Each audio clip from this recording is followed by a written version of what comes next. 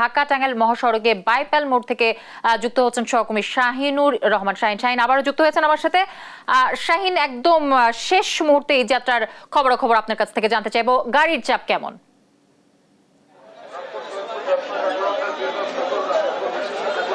জ্যোতি, আপনাকে ধন্যবাদ। আমি কিন্তু এই মুহূর্তে আছি সাভারের যে ব্যস্ততম মোড় বাইপাল মোড়ে আছে। আপনাকে জানিয়ে রাখি যে গতকালকে থেকে কিন্তু আজ পর্যন্ত প্রত্যেকটা সময় কিন্তু এই মোড়গুলোতে আমরা ব্যস্ততা দেখতে পাই এবং যাত্রীর চাপ কিন্তু আজকেও অনেকটা বেশি দেখতে পাচ্ছি।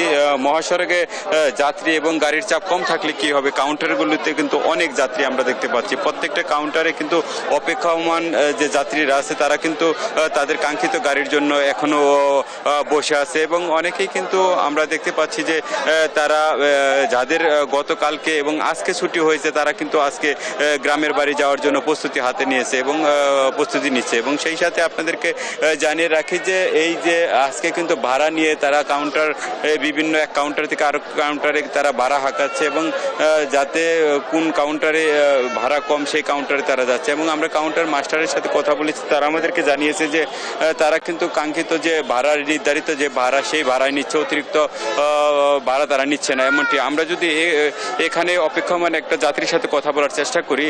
আচ্ছা, এই যে আপনারা আজকে কেন যাচ্ছেন?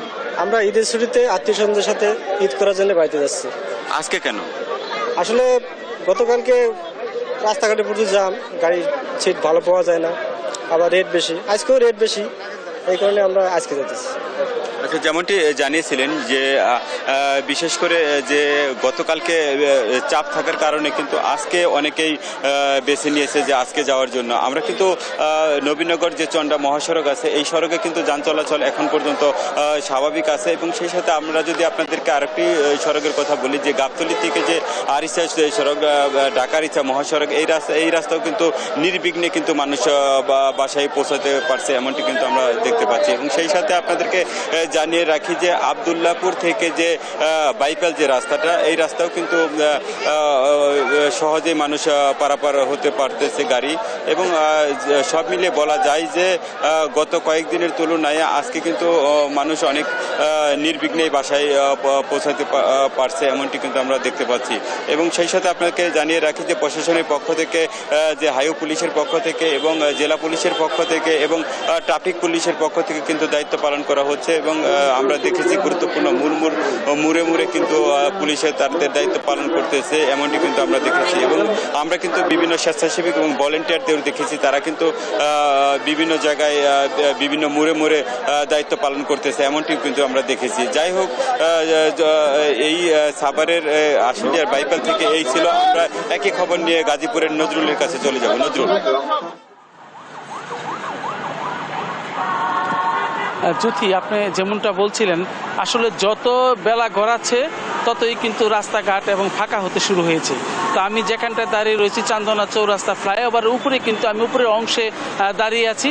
তো আমি যদি একটু দেখাতে চাই যে একদম কিন্তু রাস্তাঘাট কিন্তু ফাঁকা হয়ে আসছে, অর্থাৎ এখানে স্বাভাবিকভাবেই কিন্তু গাড়ি এবং যানবাহন চলাচল করছে এবং যতই সময় গড়িয়ে যাচ্ছে ততই কিন্তু রাস্তাঘাট ফাঁকা হতে শুরু হয়েছে। তো এই ব্যাপারে কিন্তু আমরা কথা বলেছিলাম পুলিশ প্রধানের সাথে। উনি যেটা আমাদের জানিয়েছেন যে সন্ধ্যা নাগাদ সম্পূর্ণ ক্লিয়ার হয়ে যাবে রাস্তাঘাট এবং কোনো লোকজন থাকবে না। তার কথায় কিন্তু ঠিকই সেটাই হয়েছে, রাস্তাঘাট ফাঁকা হয়ে গেছে। এবং এখন আপনি যেটা দেখতেছেন এটা হলো যে মার্কেট এবং আপনার যে খালি গাড়িগুলো সব খালি রয়েছে এবং ঢাকা থেকে যেই গাড়িগুলো আসছে আমরা সেগুলোতে কিন্তু অত প্যাসেঞ্জার নাই, অত ঈদে যে গড়মুখো মানুষের চাপ সেটা কিন্তু একেবারে নাই বললেই চলে। তবে এই স্ট্যান্ডগুলোতে যারা স্বস্তিতে বাড়ি যেতে চেয়েছেন তারা কিন্তু স্ট্যান্ডগুলোতে একটু জটলা করছেন এবং আমরা দেখেছি যে গুরুত্বপূর্ণ পয়েন্টগুলোতে কিন্তু তাদের অবস্থান এবং পরিবার পরিজন নিয়ে অবস্থান করছেন। তো এমনি কিন্তু আপনার সবগুলো, অর্থাৎ ঢাকা ময়মনসিংহ মহাসড়ক, ঢাকা টাঙ্গাইল মহাসড়ক কিন্তু অন্য দিনের মতন যে স্বাভাবিক চিত্র সেই চিত্র কিন্তু চলে আসছে এবং রাস্তায় কোথাও কোনো যানজটের কোনো খবর নেই। কিন্তু সাধারণ যে যাত্রী রয়েছেন যারা ঈদে গড়মুখো মানুষ আরাম আয়েসে যেতে চাচ্ছেন তারা কিন্তু এখন গাড়ির জন্য অপেক্ষা করছেন। আপনি জানেন যে এখন এই যে ফাঁকা যে গাড়িগুলো গাড়িগুলো দাঁড়িয়ে আছে সম্পূর্ণ গাড়িগুলোই খালি, এগুলা সিরিয়াল নিয়ে নিয়ে কিন্তু প্যাসেঞ্জার ভরে এলাকা ত্যাগ করছেন। তো এইভাবেই সবগুলো জায়গায় আমরা খোঁজ নিয়েছি যে গাজীপুরের সব জায়গায় কিন্তু আপনার এইভাবেই আজকের যে ঈদের ঘরমুখো মানুষের চাপ সেটা দুপুরের পর থেকে কমতে শুরু করে।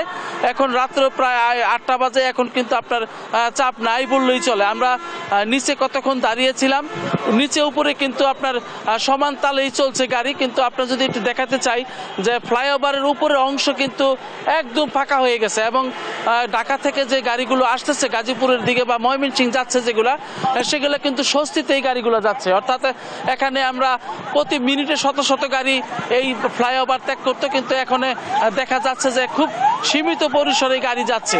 তো এই ব্যাপারে কিন্তু ফাঁকা হতে গাজীপুর ফাঁকা হতে শুরু হয়ে গেছে।